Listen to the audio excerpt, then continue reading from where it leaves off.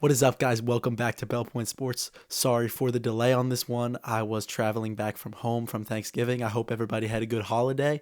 I want to talk a little bit about Lamelo Ball today. I was watching the Hornets versus Raptors game the other day. The Raptors are up by 10. There's about 4 minutes left in the game. I noticed Lamelo Ball's not in there. I turned it on in the fourth quarter, and they took him out, I think, early in the fourth quarter. And it turns out he was on a minutes restriction, but I was questioning that while I was watching. And the Raptors blow that 10-point lead with Sion James on the court instead of LaMelo. They go to overtime, and the team wins. The Charlotte Hornets win in overtime, and it had me thinking about what this team looks like without LaMelo Ball and whether he contributes to winning basketball. So we're going to get into where they could trade him, what that could look like, as he is a little disgruntled right now, and we'll see what that looks like. All that and more here on Bell Point Sports.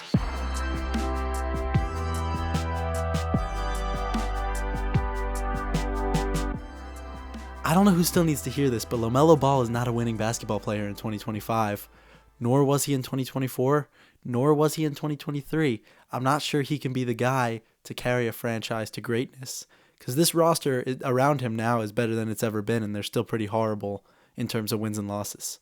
They seem better without him on the floor. They are 4-14 right now. It is time to deal him while he still has value and while he hasn't yet had a career-ending injury, because it seems like every time he goes down, he's out for longer. Given that this actually is the end of the LaMelo Ball era in Charlotte, I want to talk about who could actually get him, what they could get him for, whether they're getting a good deal out of it, similar to what I did with Anthony Davis. So I got three really solid options here. LaMelo is on a massive contract. I think it's like 5 years, $204 million. That's his rookie extension. So that has to be a team willing to match that and that has a contract to match that. And as soon as you said big contracts that are dealable, the first team that I thought of was the Sacramento Kings. The Kings have no direction right now. Their chips are on the table. They thought they were going to win games with this weird reconstruction of what the Bulls were. Obviously, they're not. And they have tradable contracts in, Zach LaVine and DeRozan and really anyone they want. So it'll be interesting because they have mentioned they're going to start with a fire sale very soon.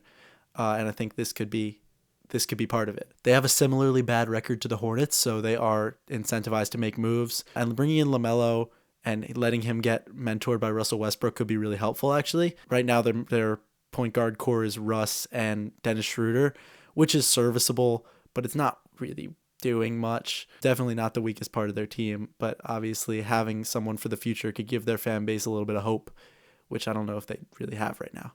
I would assume that a package in this case would look like a Zach LaVine and a Dario Saric. And if I'm the Kings, I absolutely pull the trigger on that because it's an underpay, honestly. LaMelo, we forget, is still a very talented basketball player for all the trashing on him I've been doing. If that's all you have to give up, you got to do it.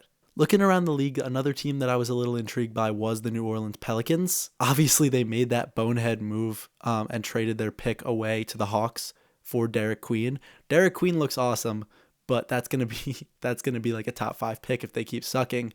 And for that reason, it makes a lot of sense for them to bring in LaMelo and just try and win as many games as they can, even if it's not going to get them into the playoffs. Maybe it'll get them farther away from giving the Hawks a top 5 pick, because that would just be devastating. They do have Jeremiah Fears, who I think has been really great so far, but I think LaMelo's obviously at this point in his career a better point guard than Fears. Not to say that Fears will never be better than LaMelo, but definitely rookie Fears isn't.